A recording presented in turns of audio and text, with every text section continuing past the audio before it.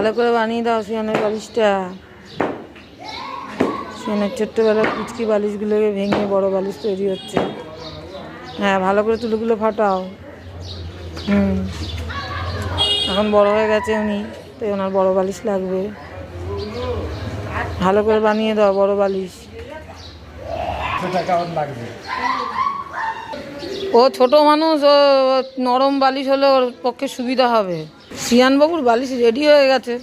নাও, ছোট পুচকি পুচকি বালিশগুলো ভেঙে এখন বড় বালিশ হয়ে গেল। হয়ে গেছে, সিয়ানের বালিশ রেডি হয়ে গেছে। দুটো বাড়ি মেরে দাও। কি বৌবারি, এই বালিশের মধ্যে কি কি ঢুকছে।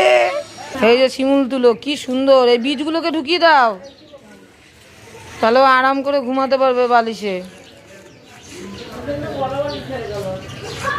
সেই তো বড়দের বালিশ হয়ে গেল। আমার ছেলের তো আবার হাত পায়ে